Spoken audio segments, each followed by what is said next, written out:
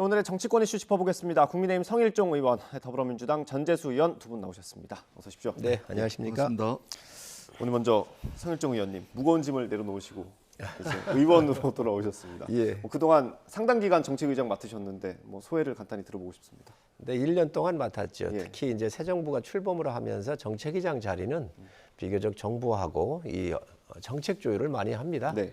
그러면서 새로운 기둥도 좀 세워야 되고요. 그래서 저희가 정책위가 그동안 했던 것은 약자, 민생, 미래라고 하는 세 개의 틀을 세워서 비교적 약자들을 위한 일들을 많이 했습니다. 네.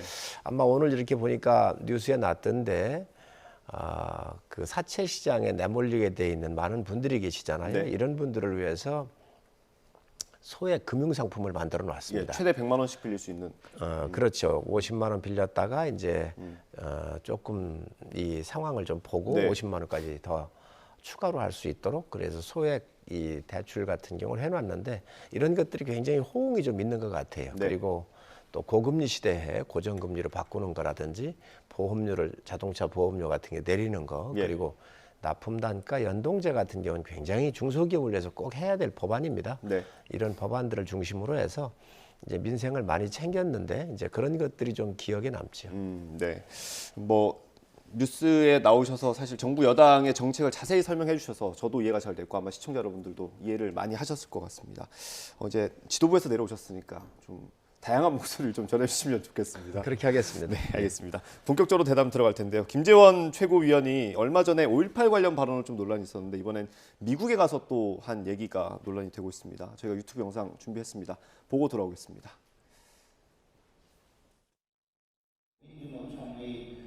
각종 정치부가 난무하는 그런 장이 되었습니다. 우파이면 사실 행동하면서 활동하는 분들이 정당에는 잘 없었는데 정광훈 목사께서 또 우파 진영을 전부 천하 통일을 해서 요즘은 그나마 방문이 우파 진영도 민주노총에 대항하는 그런 활동 무대가 되어서 그나마 우리가 이렇게 보다가 보면 우리 쪽도 사람은 있구나 이런 마음이 들게 합니다. 성일종 의원님께 먼저 여쭤봐야겠죠. 네, 다양한 목소리 부탁드립니다. 어떻게 보십니까? 당직을 맡다가 보면은 참 말하기가 어려운 점이 있습니다. 예, 그렇습니다. 예, 그리고 당의 공식적인 회의하고 또 비공식적인 회의에 나가는 경우가 있지 않겠습니까? 그래서 상당히 이 발언하기가 좀 어려운 면이 있지요. 예. 그리고 또 주목도가 높기 때문에 특히 김재원 최고위원은 수석으로 이렇게 당선이 되셨단 말이죠. 네. 그렇기 때문에 아마 여러 가지를 더 주시해서 보실 텐데 어쨌든 이 최고위원의 자리는 굉장히 발언에 신중을 기해야 합니다. 네. 그리고 개인의 생각이 또 당의 의견처럼 비칠 수가 있거든요. 그래서 이런 부분들을 좀 신중해 주셨으면 좋겠다는 말씀을 드리고 또 이게 전광훈 목사님하고 이렇게 연결 두 번이 되다가 보니까 예. 사실 미국에 가서 한 발언을 전에 발언한 게 없었다고 한다면 또 그게 희석이 됐을 거예요. 그렇게 중요하게 보이지 않을 수가 있었는데 어쨌든 그런 발언의 맥락을 상당히 좀 조심할 필요가 있고 또 두 번째로는 광화문에 나오시는 많은 분들이 계세요. 이분들이 진짜 자발적으로 나오시거든요. 예. 나라 걱정에서부터 옛날 조국 사태에서부터 여러 가지 국가를 생각하고 고민하는 많은 단체, 개인들이 많이 나오셨단 말이죠. 네. 그래서 그러한 자발적으로 나오셨던 분들에 대한 그 나라 사랑에 대한 그 마음들을 좀 헤아렸으면 좋겠다는 생각이 듭니다. 아직까지 의장직을 다 내려놓으시 못하신 것 같습니다. 완곡한 표현으로 비판해 주셨는데. 예, 의원님. 김재원 최고께 일단은 고맙다 말씀을 드립니다. 호재 만난 거지요. 고맙습니다. 예. 그다음에 좋겠다라는 말씀도 드립니다. 천하 통일을 했다는 거 아닙니까? 네. 민주주의 사회에서 아무리 진영이 통일이 된다 하더라도 이게 통일이 제대로 되겠습니까? 같은 진영이라 하더라도 사안별로, 현안별로 입장이 다 다르기 나름이고 천하 통일을 하기 어려운데 우파 진영이 천하 통일을 했고 더더구나 정광훈 목사에 의해서 통일이 됐다니까 참 좋겠다는 생각이 들었습니다. 그러니까 우리 시청하시는 분들이 전재수가 좋겠다, 고맙다 이렇게 말씀을 드렸는데 진짜 고맙다, 진짜 뭐 좋겠다 이런 뜻은 아니라는 건 뻔히 알지 않겠습니까? 네. 제가 반어적으로 좀 설명을 들었는데 이렇게 말하자면 좀 조롱하듯이 말씀을 드릴 수밖에 없을 정도의 듣기에 참 불편하신 말씀을 지금 연이어서 하고 계십니다. 저는 정치하는 사람이 기본적으로 국민들을 선도하지는 못하지만 네. 국민들께서 어떤 현황과 어떤 뭐 이슈에 대해서 판단하고 계시는 평균 수준은 정치하는 사람들이 따라가야 되지 않겠습니까? 그래야 국민을 대변할 거 아닙니까? 저는 상당히 좀 이해하기 어려운 말씀들을 너무 자주 하고 계신다. 이런 네. 측면에서 저는 아마 국민의힘이 아마 자체 윤리위원회라든지 이런 걸 통해 가지고 아마 징계를 좀 하지 않을까. 네. 그리고 그렇게 하는 것이 제3의 망언, 제4의 말하자면 발언 참사 이런 것들을 막을 수 있는 길이 아닌가 그렇게 생각을 합니다. 네. 뭐 앞서 설명을 드린 것처럼 김재원 최고위원이 얼마 전에는 5.18을 헌법에 수록하는 걸 반대한다는 의견을 밝히지 않았습니까? 그 이후에 또 논란이 되는 건데 당에서는 좀 어쨌든 마이너스로 작용할 거 아닙니까? 좀 공개적인 경고나 이런 것들이 필요하지 않을까요? 의원들이 그런 우려의 의견들을 많이 냈지요. 그리고 본인도 5.18 같은 경우는 헌법 전문에 수록을 하는 거에 반대하지 않겠다라고 명확한 입장을 냈고요. 아마 아무래도 이러한 분위기를 좀 잘 조심해야 될 텐데 그런 것들을 좀 제대로 좀 하지 못했나 하는 생각이 듭니다. 예, 아직 조심스러우신 것 같습니다. 유상범 수석 대변인 저렇게 말을 했거든요. 최근에 전략적으로 언어를 구사하는데 감이 좀 떨어진 것 같다. 이런 얘기까지 했는데 의원님께 여쭤봐야 될 것 같은데요. 예. 저 유상범 의원하고 김재원 의원은 친구 사이라 그러더라고요. 예, 친분이 많이 있으시다고 하더라고요. 또 친구 예. 사이이기도 하고. 근데 지금 저렇게 이제 수석 대변인이 저렇게 말씀을 하신 거 아닙니까? 저 한마디 말씀에 저는 모든 비판의 내용이 다 들어있다라고 생각을 하고요. 저것이 국민들에게 또는 김재원 최고에게 두 번 뭐 저는 실수를 하지 않겠다라는 그 진정성을 내보이기 위해서는 적절한 수준의 조치가 필요합니다. 더더구나 김재원 최고는 수석 최고위원 아닙니까? 네. 새 지도부 중에서 가장 많은 득표를 한 최고위원입니다. 네. 거기에 맞는 걸맞는 말하자면 책임을 지우는 것이 우리 국민들의 일반 정서상 부합하는 것이 아닌가 그렇게 생각을 합니다. 예. 어쨌든 김재원 최고위원의 그런 발언들이 그 총선에는 안 좋은 영향을 미치는 거 아닙니까? 기본적으로야 뭐 좋은 영향을 주겠습니까? 그리고 저희 당이 분명히 말씀을 드리지만 제가 또 다른 방송도 말씀을 드렸습니다. 5.18에 대한 이 위대한 정신들은 여야 모두가 다 함께 우리가 잘 숭앙을 해야 될 그런 정신이고 반드시 헌법이 개정될 때는 들어가야 한다라고 하는 것이 당의 확고한 생각이고 대통령님께서도 말씀하신 그 공약 중에 하나였잖아요. 그러니까 네. 그런 부분들은 걱정 안 하셔도 될 거고요. 개인의 어떤 장소에 따라서 했던 이야기가 또 최고위원 신분으로 간 것도 아니었거든요. 뭐 교회의 그러한 네. 예배 중에 갔던 거 아닙니까? 그래서 그런 것들이 너무 확장은 좀 안 됐으면 좋겠다는 생각을 갖고 있습니다. 예, 알겠습니다. 뭐 속내를 정확히 알 수는 없습니다만 아마 지지층, 자신의 지지세를 의식한 발언이었을 것으로 이해가 되고요.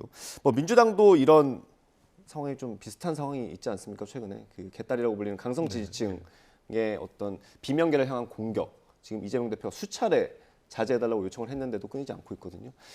이것도 당에서 조치가 필요합니까? 그러니까 사실은 이제 당 내에 많은 분들이 좀 걱정스러운 눈빛으로 보고 있는 것만은 사실입니다. 근데 소위 말해서 개혁의 딸들, 저분들의 어떤 대표성을 가진 분들은 아니거든요. 그리고 사실은 이제 당에서 아마 현장 대응팀이라 그래서 네. 저렇게 피켓 시위를 한다든지 또는 뭐 살고 있는 아파트에 몰려간다든지 그렇게 될 경우에는 당에서 현장 대응팀을 꾸려서 그 현장에 직접 파견을 해가지고 당원인지 아닌지 여부를 판단을 하고 당원이라면은 당헌 당규에 따라서 그에 맞는 징계를 하고 당원이 아닌데 예를 들면 국민의힘 지지자라든지 국민의힘 당원이라든지 이런 것을 말하자면 또 이제 사실을 왜곡하는 측면들이 있거든요. 예. 그러면 거기에 맞는 이제 법적 조치를 취할 예정입니다. 그렇기 때문에 너무 과도하게 하는 것은 이제 문제를 일으킬 소지가 있다는 말씀을 드리고, 저분들이 조금 전에도 말씀드렸듯이 민주당의 어떤 뭐 열성 지지자 전체를 대변하는 것은 아니다. 예. 이 말씀을 제가 분명하게 드리도록 하겠습니다. 뭐 최근에 이렇게 많이 회자가 되는 게 뭐 집에 찾아가서 집회하고 사무실 가서 집회하고 이런 것들이지만 사실 문자 폭탄 자체도 굉장히 폭력적인 행위 아닙니까? 그렇습니다. 저도 이제 뭐 아마 민주당 의원들 중에 안 받아본 사람은 한 분도 없을 겁니다. 아마 뭐 어떤 연유에서든 또는 어떤 지지층으로부터든 그런 경험들은 다 있을 텐데요. 근데 기본적으로 정치하는 사람으로서, 또 우리 공동체를 위해서 일하는 사람으로서, 또 선출직 공직자로서 어떤 유권자들 또는 지지층들이 보내는 어떤 항의성 메시지라든지 또는 전화라든지 또는 사무실 앞에서 집회를 한다든지, 이것은 가능한 범위 내에서는 좀 허용되는 것이 맞다. 그러나 그 허용의 범위가 이제 상당히 좀 넘어가게 되면 사실은 이제 공동체 질서라든지 또는 민주당이 그동안 이제 기풍으로 가져왔던 여러 가지 이제 다양한 생각의 존중이라든지 이런 것들이 이제 붕괴될 수가 있기 때문에 네. 어느 선을 넘어가는 그런 부분에 있어서는 당이 좀 적절한 대응을 해야 될 네. 필요가 있지 않나, 그렇게 생각을 합니다. 사실은 민주당 내에서는 이 개딸을 끊어내야 한다는 주장이 나올 정도인데 어떻게 보십니까? 민주주의를 후퇴시키는 아주 고약한 그런 행위들이 지금 이루어지고 있지요. 민주당의 이원우 의원 같은 경우 지구당에 가가지고 뭐 이렇게 포스터까지 들고 가서 여러 가지 회방을 놓고 비난을 하고 그러던데, 그게 과연 이 대한민국 민주발전에 도움이 되겠습니까? 참 굉장히 나쁜 그런 행태를 좀 보이고 있다고 보이고요. 민주당 의원들도 그렇습니다. 이게 보수 언론이 야당을 죽이기 위한 어떤 프레임을 만든다 이렇게 또 얘기를 하는데, 김남국 의원이 뭐 라디오 인터뷰에서 했던 것 같습니다. 네, 그래서 그런 것들을 국회의원이면 굉장히 신중한 자리잖아요. 당내 민주주의가 정상적으로 가야 되고 또 여야와 함께 대한민국 민주주의에 대한 회방이나 훼손이 이루어지고 있다고 한다면 옳은 소리를 내야죠. 그런데 또 이런 세력들에 대해서 지금 현재 옹호를 하고 있잖아요. 그러니까 정상적인 지금 방법이 이루어지고 있질 않은 겁니다.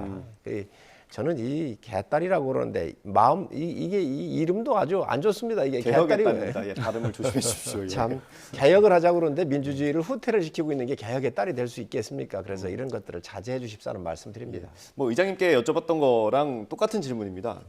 이렇게 개딸을 절연해야 된다, 아니면 계속 유지해야 된다, 그렇게 주장이 지금 맞부딪히고 있는 상황 아닙니까? 결국 끊어내지 못하는 건 총선 때문입니까? 그렇지는 않습니다. 예, 그렇지는 않고 제가 다시 한번 말씀을 드리지만 선출직 공직자가 감내해야 될 부분이 분명히 있습니다. 예를 들면 유권자들이 또는 지지자들이 마음에 들지 않아 가지고 그러면 할 수 있는 의사표현 방법, 정치적 의사표현 방법이 뭐가 있을까요? 문자 보내고 전화하고 댓글 달고 또는 조금 더 적극적으로 한다면은 사무실에 와서 면담 요구를 하고 면담 요구가 안 받아들여지면은 자신들의 주장을 할 수 있고, 저는 민주주의 사회에서 충분히 용인될 수 있다고 생각을 합니다. 그까지는 제가 말씀을 드리고, 네. 다만 이제 이것을 과도하게 자기 정치에 이용을 하려고 하는 정치인들이 또는 부추기는 정치인들이 있다면 저는 오히려 그 지지자와 유권자들을 향해서 해야 될 비판을 정치인들에게 좀 할 필요가 있겠다 이렇게 생각을 합니다. 분명히 자기 정치에 이용하려고 하는 사람들이 있습니다.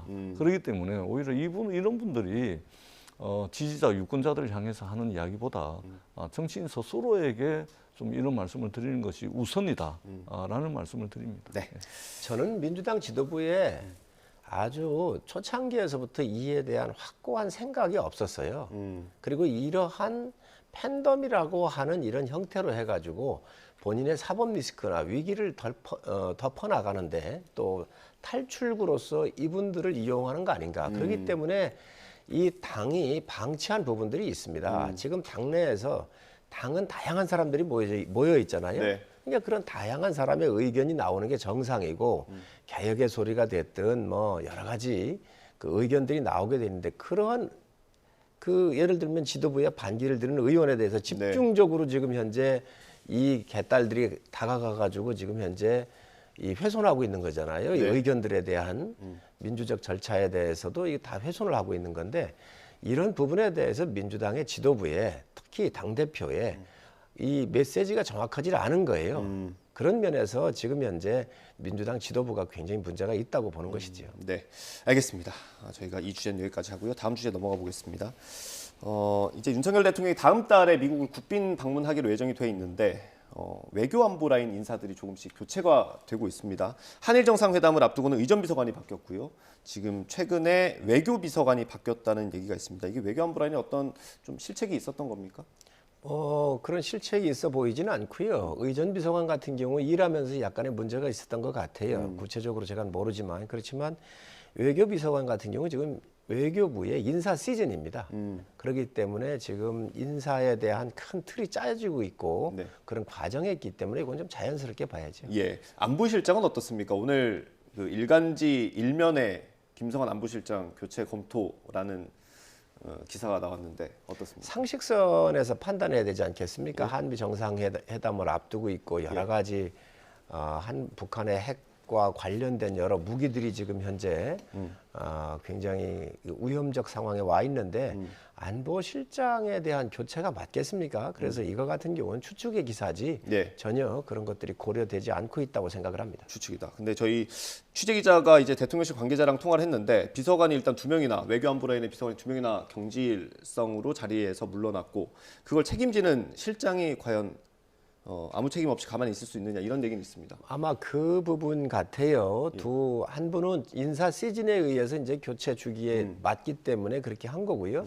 공교롭게 두 분이 이제 물러나다가 보니까 이거에 대한 책임이 의류가 해야 되는 거 아니냐라고 하는 기사의 추측인 것 같은데 그거하고는 상관이 없는 얘기입니다. 아, 그렇습니까? 그러니까 이제 그 비단 지금 윤석열 대통령의 대통령실 이번뿐만이 아닙니다. 이전에도 시민사회 수석실 안에 강성규 수석이죠. 그 안에 이제 몇몇 행정관들 비서관들이 잘못하니까 그 아래 사람들만 다 내보냈잖아요. 수석은 자리를 지키고. 네. 그다음에 정무수석실 산하에도 그런 일이 있었습니다. 그리고 지난번에 또 인사 참사가 났을 때도 교육부 장관, 보건복지부 장관 났을 때도 청와대 안에 인사비서관 그 검사 출신들 비서관들은 자리를 굳건하게 지켰거든요. 네. 그러니까 무슨 그다음에 용산 이태원 참사가 났을 때도 마찬가지 아닙니까? 지금 용산구청장하고 무슨 뭐 경찰서장 뭐 이런 사람들 지금 재판받고 있고 구속이 돼 있습니다. 책임져야 될 핵심에 있는 사람들은 전부 다 빠져나가 버리고 이게 그 실무자들만 다 그냥 재판받고 책임지고 물러나고 이런 일들이 비일비재하거든요. 네. 이 윤석열 대통령실의 어떤 하나의 트렌드, 경향 같아요. 경향성이 이제 확인이 되는 것 같은데 이번에도 마찬가지입니다. 지금 국가안보실장은 가만히 있는데 그 밑에 비서관들이 2명이 옷을 벗고 나가고 지난번에 의전 비서관입니까? 네. 이번에 외교 비서관이고 저는 참 이게 책임지지 않는 어떤 대통령의 캐릭터가 집권 여당을 넘어서서 이 지금 집권 세력 전반을 지금 지배하고 있는 것이 아닌가 이런 생각이 듭니다. 예를 들면 외교 참사가 생겨도 아무도 책임지지 않습니다. 사람이 몇백 명이 죽어나가도 책임지지 않습니다. 그다음에 인사 참사가 생겨도 책임지지 않습니다. 헌법재판소에서 권한쟁의 심판 기각당하고 그 소를 제기할 자격도 없는 사람이 소를 제기를 해가지고 그런 판단이 나오는데도 책임 안 집니다. 현대 민주주의 정치의 핵심은 책임 정치입니다. 그것은 형사사법적 책임을 이야기하는 것이 아니고 정치 도의적 책임, 국민에 대한 도리, 국민에 대한 책임을 다하는 그런 정치거든요. 그런데 그런 책임을 지는 모습을 전혀 볼 수가 없습니다. 그런 차원에서 굉장히 좀 안타깝게 바라보고 있다라는 말씀을 드리고 더더구나 미국 방문을 앞두고 있지 않습니까? 네. 지금 IRA, 인플레이션 감축법 때문에 우리 대한민국산 전기자동차가 보조금을 못 받고 있습니다. 반도체 지원법이 조만간에 현실화될 텐데 이렇게 되면 대한민국의 삼성, SK 하이닉스 막대한 피해를 보게끔 돼 있습니다. 지금 이렇게 막중한 미국 방문을 앞두고서 비서관급이면 1급들입니다. 1급들. 예. 고위공직자거든요. 이 경질이 되고 지금 이게 흔들리고 있다는 것은 국익이 흔들리는 거하고 같은 겁니다. 그렇기 때문에 국민들이 불안하지 않도록 아무리 외교를 모르는 대통령이라 하더라도 불안하지 않도록 준비를 좀 잘 해주십사 하는 그런 당부의 말씀도 드리겠습니다. 예. 아니 정상적인 인사 수요에 왜 뭐 다른 이야기가 들어오고 IRA가 들어오고 그렇습니까? 이거는요 다른 게 아니고 예. 정상적인 외교부의 인사 수요에 의해서 나가는 건데 네. 이걸 갖다가 왜 전 의원님 그렇게 다른 걸 많이 갖다 이렇게 붙이십니까? 그런 제가 내용이 조금만 아니고요. 말씀드릴게요. 자 그런 내용이 아니고 의전 비서관은 뭐 일을 하면서 약간의 실수가 있었다 그래요. 그러니까 뭐 그건 경질의 대상이 포함이 될 수도 있겠지만 지금 외교 비서관 같은 경우는 정상적인 겁니다. 네. 그것을 확대 해석할 필요도 없고요. 안보실장 같은 경우는 지금 현재 그 이제 아주 정말 한미 관계에 있어서 굉장히 중요한 타이밍이잖아요. 네. 이런 것들이 언론에 의해서 그냥 추측적으로 나온다고 하는 것을 너무 침소봉대해서는 안 된다고 생각을 합니다. 제가 짧게 한 말씀. 예. 저도 청와대에서 대통령 내분의 해외 순방을 많이 했습니다. 굉장히 많이 했습니다. 예, 직접 수행도 했고 선발대로 가가지고 미리 이 상대 정부하고 협의도 하고 많이 해봤는데 이게 모르는 사람들이 들으면은 우리 성일종 의장님 말씀이 그럴듯하잖아요. 저희들이 경험해본 사람들이 들으면 있을 수가 없는 일입니다. 지금 더더구나 이번에 국빈 방문이거든요. 예. 그렇기 때문에 외교부의 인사 수요, 그러니까 인사 시즌이라 그래서 그냥 막 바꿀 수 있는 게 아닙니다. 예. 자, 그러면은 인사 시즌이면 외교부의 이번에 북미 라인도 다 바꿨습니까? 그렇지 않죠. 의전비서관, 외교비서관을 바꾼다는 것은 이것은 엄청난 혼선이 있는 것이고 도저히 이 사람으로서는 지금 정상적인 예정돼 있는 미국 방문에 어떤 일정한 성과를 낼 수가 없다라는 판단이 선 겁니다. 그러면 지금 진행되고 있는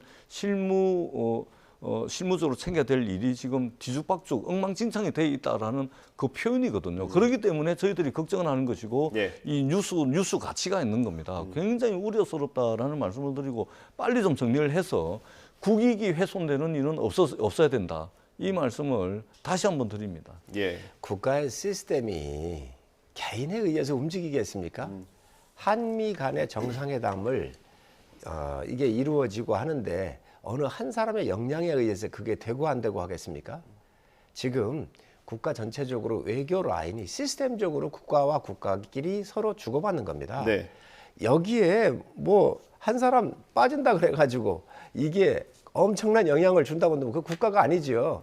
회사도 그렇게 안 돌아갑니다. 네. 야당이야 이런 걸 다 묶어가지고 공격하고 다 뒤집어 씌워야 되니까 이렇게 말씀을 하시겠지만 기본적으로 대한민국의 외교 시스템이든 국방의 시스템이든 시스템 전체적으로 움직여가고 있구나라고 이해하시면 될 것 같습니다. 그리고 이 외교 비서관 같은 경우는 또 그 다음에 스텝이 있지 않겠습니까? 여러 가지 인사 수요에 의해서 이제 그런 것도 알고 있기 때문에 너무 확대를 안 하셨으면 좋겠다. 또 대통령께서 이제 그 미국에 이제 국빈 방문하게 돼 계신데 가기도 전에 이런 문제 가지고 이렇게 하면 되겠습니까? 뭐 하나 그냥 티끌 하나 잡아가지고 완전히 상체기를 그렇게 많이 내는데 이번에는 이제 그렇게 안 하셨으면 좋겠다. 예. 정말 여러 가지 국가적 국익과 관련돼 있기 때문에 야당에서도 좀 옛날에 문재인 대통령이 미국 가시거나 그럴 때 야당은 그렇게 하지 않았습니다.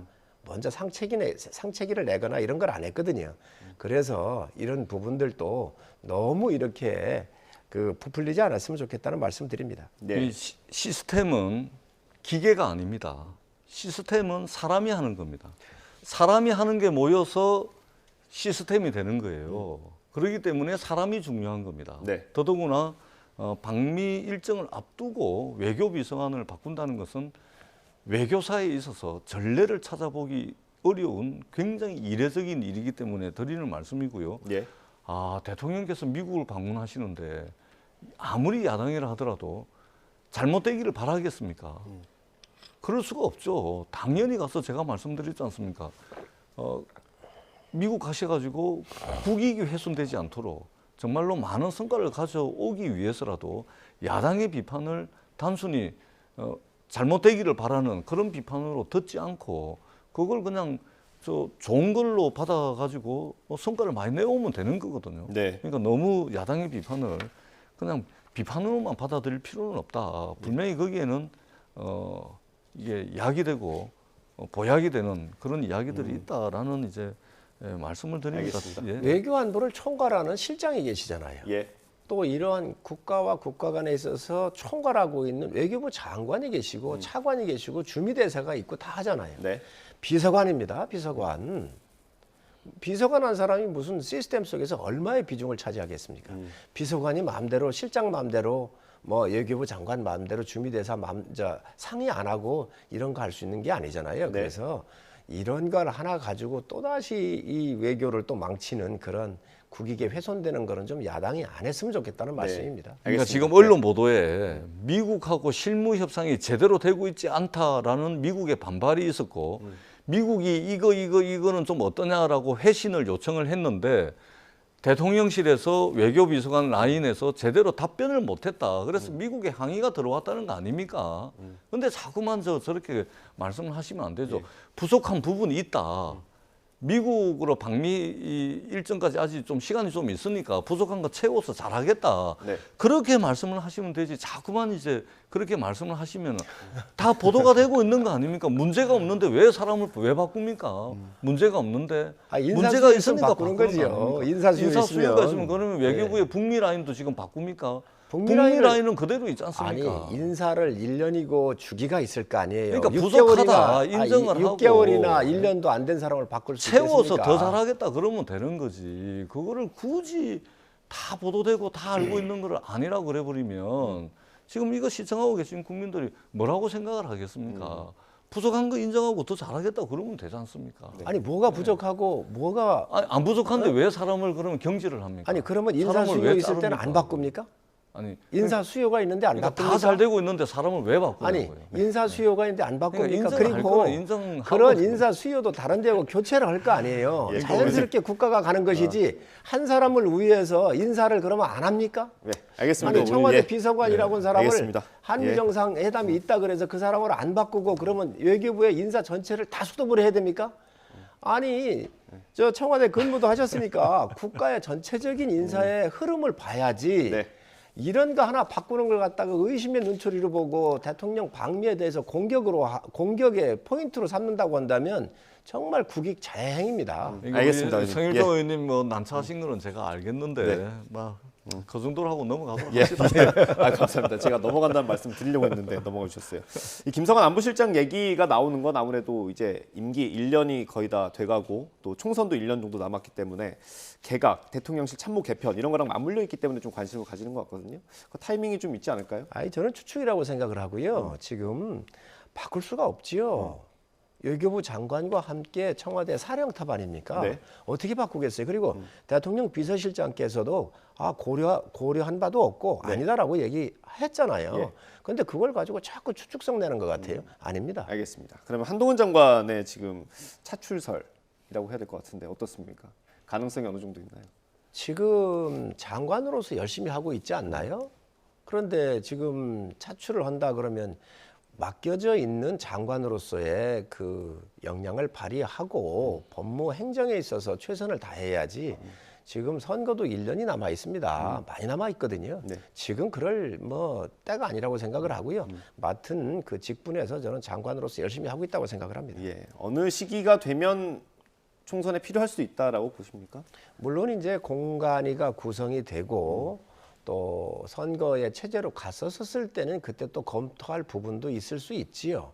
왜냐하면 집권 여당이라고 하는 것은 골고루 모든 분야에 있는 인재들을 발탁해서 국회에 내보내고 하기 때문에 그거라고 그때는 고려할 수 있겠지만 지금 당장에서 지금 한동훈 장관한테 뭐 총선 착출설이 나오고 하는 것은 저는 뭐 좀 섣부른 예견이라고 생각을 합니다. 네, 뭐 법사위에 나올 때마다 보여준 전투력을 보면 민주당에서는 좀 부담이 될 수도 있을 것 같은데 어떻습니까?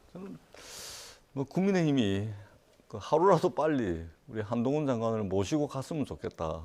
라는 그런 이제 바람을 가지지 않을 수가 없습니다. 민주당이 뻔뻔 깨져서 그렇지요. 그 뭐 한동훈 장관에 대해서 국민의힘 일각에서는 굉장히 영웅시하고 또는 일부에서는 뭐 팬덤 이야기도 하면서 굉장히 뭐 이게 뭐 무슨 뭐 인기가 있는 것처럼 그렇게 말씀을 하시던데. 네. 그리고 뭐 그러한 판단의 근거에는 이렇게 똑똑한 사람 못 봤다 뭐 이런 거 있는 것 같습니다. 근데 우리 국민들 다 아실 거예요. 세상 천지에 요즘 같은 세상에 다음이고 네이버고 스마트폰 가지고 검색하면은 다 나오는데 이 똑똑하지 않은 사람이 어디 있습니까? 다 모두가 다 똑똑한 세상에 내가 더 똑똑하다. 이걸로는 경쟁력이 될 수가 없죠. 오히려 한동훈 장관 같은 경우는 윤석열 대통령의 최측근 중에 최측근이면 윤석열 대통령이 가지고 있지 못한 모습, 예를 들면은 생각이 좀 다르다고 같은 편 안에서도 다 내치잖아요. 당대표 몰아내고 유승민 대표 몰아내고 안철수 저 내리누르고 나경원 출마 못하게 만들고 같은 편 안에서도 생각이 다르면은 저렇게 배타적으로 하지 않습니까? 그리고 대통령 취임한 지 1년이 다 돼 가는데도 야당 원내 지도부, 야당 당 지도부하고 차 한 잔 안 마십니다. 네. 이렇게 배타적이고 아주 쏙 좁은 정치를 하면 그러면 한동훈 장관이 측근이면 뭔가 좀 포용적인 면모, 그다음에 야당의 이야기를 한마디라도 더 듣고 자기가 이야기해야 될 거 두 마디 한 마디로 줄이고 이런 모습을 보이면 오히려 국민들로부터 더 큰 박수를 받을 텐데 이건 윤석열 대통령은 똑같아요. 편협하기가 이를 데 없고 한마디 남이 한마디 하면 세 마디 네 마디를 해야 되고 반드시 이겨야 되고 국회를 무슨 뭐 말싸움하러 오고 정쟁하러 오는 것처럼 오고 싸움이 있는 곳에 더 큰 싸움을 만들고 분란이 있는 곳에 더 큰 분란을 만들고 아니 무슨 팬덤이 있고 무슨 인기가 있단 말입니까?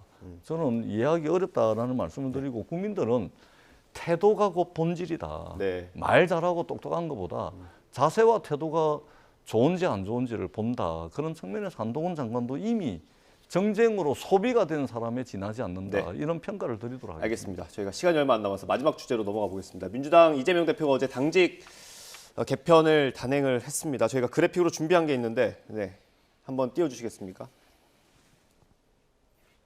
네. 어제 발표된 내용 간단히 설명을 드리겠습니다. 지명직 최고위원회 송갑석 호남 의원이죠. 비판적인 목소리 많이 냈던 비명계 의원입니다. 정책위 의장의 김민석 삼선 의원이고요. 비교적 개파색이 옅은 걸로 평가가 되죠. 그리고 정책위 수석 부의장의 김성주 의원, 그리고 수석 대변인의 친문계 이전 정부에서 장관직을 수행했던 권칠승 의원이 임명이 됐고요. 그리고 강선우 대변인도 개파색이 조금 옅은 걸로 평가는 됩니다. 이낙연 대표 때 대변인을 역임을 했었죠. 그리고 친문계 역시 친문계로 평가되는 한병도 의원이 전략기획위원장을 맡았습니다. 다른 그래픽 하나 더 있을까요? 넘겨주실래요? 네, 바뀌지 않은 직입니다. 사무총장 조정식 의원으로 그대로 있고요. 최고위원이 2명을 임명할 수 있는데 지금 1명은 바뀌었고 1명은 그대로 있는 겁니다. 그리고 부총장 자리가 총 3자리인데, 그죠? 그 중에 하나는 바뀌었고 2자리는 그대로 있습니다. 일단 비명계에서는 좀 불만 섞인 목소리가 나오고 있습니다. 본질은 이게 아니었다라는 얘기인데 저희가 녹취를 좀 준비했으면 좋겠습니다. 조응천 의원 목소리를 들어보고 대담 이어가겠습니다. 근본적인 해법은 이 대표가 스스로 물러나는 겁니다. 그렇지만은 뭐 압도적인 지지로 당선된 대표가 스스로 물러나지 않으니 네. 그 집어 내리는 것도 안 되는 거고. 그래서 차선책으로 내세운 게 그동안에 방탄 이미지를 고착화하는 데 기여한 임명직, 네. 지명직 전원이 좀 물러나라. 우리가 조정식 사무총장도 얘기하는 게 이분이 뭐 일을 잘해서 일을 못해서 그 얘기하는 게 아니고 한번 생각을 해보십시오. 사무총장이 일요일 날 기자간담회를 열어서 네. 검찰 수사를 비난하고 또 이 대표를 두둔하고 그런 일들을 수차례 했습니다. 방탄에 앞장을 쓴 거죠. 온몸을 던진 겁니다. 저는 아무리 생각을 해봐도 사무총장이 이렇게 앞장서 가지고 당대표 개인의 어떤 보호에 앞장선 걸 저는 본 적이 없습니다. 저희가 앞서 대통령실 개편 얘기도 잠깐 했습니다만 이 대통령의 인사는 항상 메시지다 이런 얘기를 많이 하지 않습니까? 대표도 마찬가지일 텐데 지금 이재명 대표의 메시지가 제대로 전달이 됐다라고 볼 수 있습니까? 보기에 따라서는 이거 부족하다라고 이제 평가하시는 분들도 계실 테고 조금 전에 조응천 의원 같은 분이 대표적인 분들이죠. 또 한편에서는 뭐 이 정도면 뭐 나무랄 데 없다라고 평가하는 분들도 있을 겁니다. 근데 전반적으로 지금 당내 분위기는 뭐냐면 일단은 당내의 다양한 의견들을 좀 반영을 할 필요가 있겠다. 그리고 그것이 일정 부분 좀 반영이 됐다라는 평가가 이제 당의 전반적인 평가고요. 그리고 이것은 제가 누누이 드리는 말씀이지만 민주당이 이제 정권을 내주고 난 뒤에 민주당의 그 오래된 질서는 붕괴되고 그러나 새로운 질서는 아직 도래하지 않은 그래서 계속해서 혼란스러운 상황을 좀 당분간은 겪을 수밖에 없는 그 과정에 지금 있는 것이기 때문에 네. 이 또한 하나의 과정으로 좀 봐주십사 하는 말씀을 드리고 종착역은 아니다. 예. 이렇게 정리를 하겠습니다. 예. 의원님. 과정에 문제가 있는 게 아니고요. 조응천 의원께서 아주 핵심을 얘기했어요. 이재명 대표 물러나면 다 정리가 됩니다. 이재명 대표가 자신의 이 부정비리 혐의에 대해서 지금 방어가 필요한 거 아닙니까? 그러니까 국회의원도 됐고 또 그리고 당대표도 되고 그러고 나서도 이게 안 되니까 당 전체를 다 끌고 들어가 가지고 지금 현재 비리 정당으로 온팡 뒤집어 씌운 게 지금 현재 이재명 대표 아닙니까? 예. 그래서 이 여기에 가장 그 핵심에 있는 게 이재명 대표가 물러나면 다 해결된다고 하는 이 조응천 의원의 진단이 정확하게 맞습니다. 그런데 지금 현재 또 거기에다가 지금 뭐 이 예를 들면 몇 사람들 바꾼다고 해서 해결될 문제가 아니잖아요. 그래서 이게 문의만 몇 사람 바꾸고 아니 몸통인 본인이 있는데 다른 사람 바꾼다고 해서 국민들이 받아들일 수 있겠습니까? 민주당의 가장 근본적인 방법은 저 치유의 방법과 재건의 방법은 당대표한테 있는 겁니다. 당대표 본인이 물러나야 이 문제가 해결될 거라고 생각을 합니다. 예. 이게 뭐 안 하니만 못한 결과를 낳을 수도 있다라는 우려가 있긴 했는데 결과적으로 좀 그렇게 되는 거 아닌가 싶습니다. 그렇지는 않을 겁니다. 예, 왜 그러냐면 그 이번에 이제 임명되신 분들 몇 면을 보시면 아시겠지만 당내에서 그래도 좀 인정을 받고 그다음에 목소리를 좀 내게 되면 그래도 동료 의원들이 좀 이제 좀 새겨서 들으려고 하고 이런 분들이 상당히 많이 이번에서 임명이 됐습니다. 그렇기 네. 때문에 저는 이분들의 역량을 믿고 있고 또 당내 대다수가 과정에 있는 것이기 때문에 이것이 만약에 끝이고 또 다른 문제가 생겼을 때 방법이 뭐 없을 정도로 이분으로 그냥 뭐 가는 것이 아니기 때문에 하나의 과정으로서 본다면 저는 충분히 좀 지켜보고 네. 또 좀 응원을 할 필요가 있겠다. 이렇게 생각을 하고 있고 제가 드리는 말씀이 민주당 내 큰 흐름입니다. 네. 대다수의 생각이다. 그런 말씀을 드리고 일단은 우리 국민들께서도 좀 지켜봐 주시고 예. 좀 뭐 기대감 섞인 눈빛을 좀 보내주셨으면 좋겠다라는 말씀을 드리도록 하겠습니다. 의원님께는 제안 없었습니까? 노코멘트입니다. 알겠습니다. 뭐가 있었긴 있었던 모양입니다. 예. 당대표가 썩은 냄새가 풀풀 나고 있는데 여기에 향수 갖다 놨다 그래가지고 그 향수가 빛을 발하겠습니까? 문제는 이 당의 가장 큰 문제를 정확하게 끄집어낸 조응천 의원의 저는 처방이 제일 맞다고 봅니다. 알겠습니다. 오늘 말씀 여기까지 듣겠습니다. 전재수 의원, 성일종 의원이었습니다. 오늘 말씀 감사합니다. 네, 감사합니다.